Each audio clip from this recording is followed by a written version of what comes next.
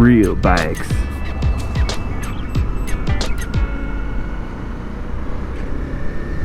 New Harley Davidson shop opening. Huh, interesting. What's up, 819S here. Today I want to talk about the paradox of Japan, or the thing that I consider to be the biggest paradox of Japan.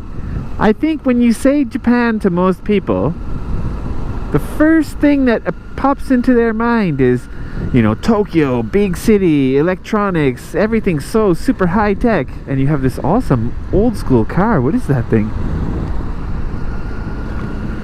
Is that a modern car with a classic style? You think of really high-tech things when you think of Japan. I think that's basically what everyone thinks. And when I get asked, why did you want to come to Japan, or why did you come to Japan? A lot of times the reason is I was impressed by Japan's technology. When you come from America, the technology of Japan really sounds so impressive and sounds so wonderful. And the reality is, when you get here, the technology is good, but very few people actually understand the technology. I would say Japanese population is a pretty low-tech or average-tech society. The people who do the tech, the people who are inventing and creating and making new things, they spend their whole life and their whole career to try to become the best and to become perfect at it. I think in America you may or may not have people with that kind of attitude, and that's one of the big differences. From living here, I feel like perfectionism is one of the driving traits of Japan. When people want to be able to do something, they work really, really hard at it, because from a young age they're taught that that's how you do things. You want to learn how to read and write Japanese. It's a really hard thing, so you sit down and you write it again and again and again, and your tiny little mistakes about how you're writing the characters will be nitpicked by your teachers over and over and over again until you become as perfect as you can possibly become. And I think that a lot of engineers and people who really love what they do, they don't even have to love it. They think of it as their career and their responsibility, so they work so hard to make everything as perfect as possible.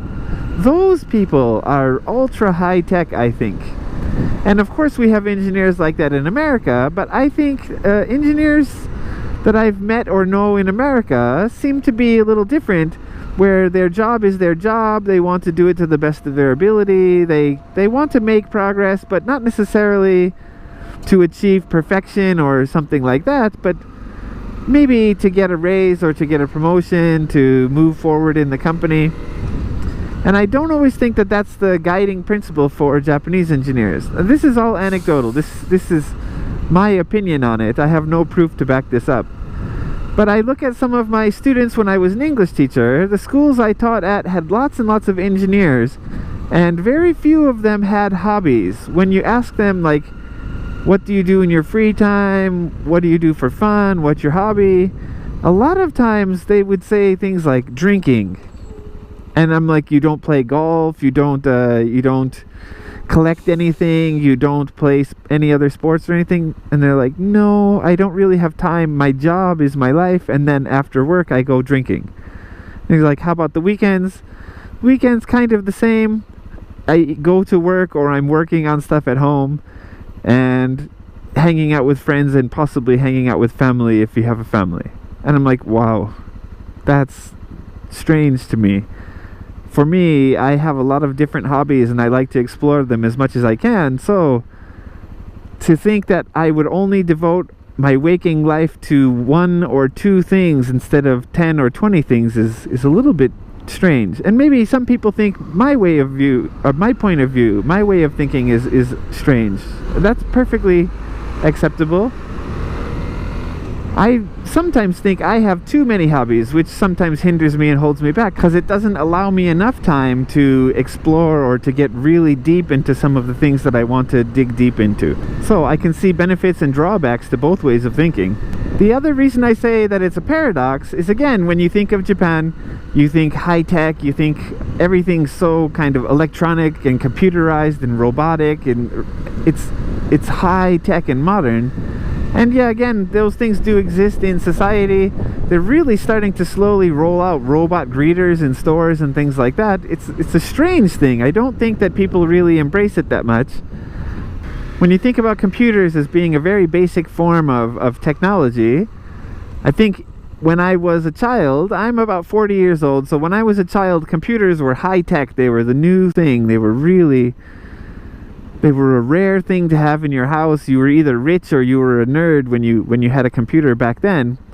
And as time went on and the internet started to grow and people could see the advantages of using the internet, it started to become more of a friendly, family-friendly, like every home has a computer type of thing.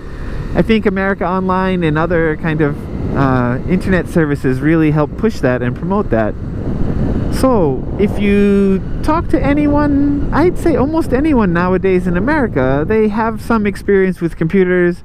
They can often do basic things with computers. If you talk to anyone from my generation, they should be able to use a computer with no problem. I mean, Microsoft Word and PowerPoint and stuff like that. They may not have the most in-depth of knowledge, but they can definitely use it. And the funny thing is, if you talk to someone in Japan who's my age, they may or may not be able to. It depends on what their job is and whether their job entails using the computer or not. My wife can't use the computer at all. She's probably the worst hunt and pecker typist I've ever seen. She's incredibly slow and sometimes can drive me a little bit crazy, where I just want to take the keyboard from her and I want to type it all out myself. But I understand she never really grew up with computers, and in her house, in her family's house, they have a computer, but I think in the, how long is it, 7 years that I've known her, or 8 years that I've known her, 7 years of marriage, something like that. I hope she doesn't watch this because she's going to be angry. But in all the years, I maybe saw her family use the computer twice, and it's usually kind of packed up and put away. It's not set up somewhere where you just turn it on and use it. So when they want to use the computer, it's a kind of big thing. They have to pull it out and set it up and plug it in, and it's amazing to me. I think most of the time in America, when you bought a computer, you bought a desktop because you had a desk that you could set it up on, and you just set it up and leave it, and that's your kind of computer space, your home office or whatever you want to call it. But in Japan, most people, when they want to buy a computer, they buy a laptop. And the reason they do it is so that they can put it in the closet or put it somewhere out of the way when they're not using it. Not because they intend to take it out of the house, but just because it's in the way if they have to set it up on a desk.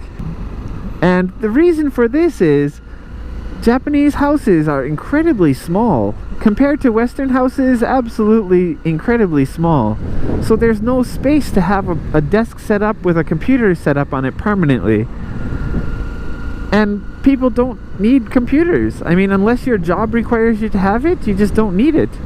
So if you ask a lot of people to use a computer, to type something up on the computer, they oftentimes don't know how to do it. That's one of the big paradoxes. You think of Japan, you think high tech and amazing, and in real life it's really low tech, and not as many people can use computers and do very basic technological things.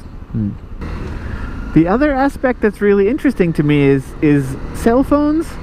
So when I first came to Japan, cell phones were really high-tech things. They were way better than anything that you could buy in the West, and they had a lot of power and functions. But when I started to dig deep into the functions and talk to some of my students and talk to some of my friends, they didn't know how to use those functions. Like, my first phone could play music, I think, and the manual was all in Japanese, so it was a little bit beyond my capability of reading, especially at that time. And I asked people, hey, how do I set this up to play music? Hey, how do I play music? And I couldn't really find anyone who knew how to do it. I was really kind of shocked by that. And I'm like, you don't play music on your phone? And they're like, no, why would I play music? It's a phone. I was surprised that a lot of the functions were kind of dumb, and I think that's why they weren't the predecessors to smartphones. They were really kind of powerful feature phones, but they weren't smartphones. And I think it took companies like BlackBerry and Apple to really start integrating those features together so that it had a more usable product. Don't know if they drew any inspiration from Japanese phones or not, but I wouldn't be surprised if they did. And just the ease and simplicity of use of the modern smartphone is what makes them great. I think Japan missed the boat in a way. I think they had products that worked and they made very minor incremental improvements. This model, the camera is very, very, very slightly better. This model, the processor is a little bit faster. This model, the battery is a little bit smaller, and they really didn't see... Again, this is my opinion. I'm not sure what actually happened, but they didn't really see a future for this type of phone, in the sense that they didn't see 10, 20, 30 years down the road. I feel like they were thinking of next year's sales. And so they didn't make any huge leaps and bounds with improvements in the phone. I think the last feature phone that I had didn't even have GPS or maps built into it. And I think that was one of the huge advantages of having an iPhone, was the fact that I could pull out my phone at any time, unlock it, and open the map, and it would show me where I was. That was it. That was amazing. And nowadays too, young kids are not really taught how to use computers. They definitely grow up with video games and with smartphones and tablets and things like that, but they don't really use computers. And in a way, I would say that that's a good thing. They have the exposure to technology through smartphones and tablets, but they're not dependent on it. The last thing I'll say is something that stuck with me from a young age. I always sort of thought from a young age that America invents a lot of things. Japan takes those things and makes them way better, or way smaller, or way more efficient, and then Korea takes those things and makes them cheaper. I think that pattern still really exists nowadays. Yeah, that's it for this one. I have a few other paradoxes or things that I find conflicting in Japanese culture, and I want to share those in some other future videos. So if you like this video, please hit that thumbs up button. Please subscribe if you haven't already, and I will see you guys tomorrow. Ride safe.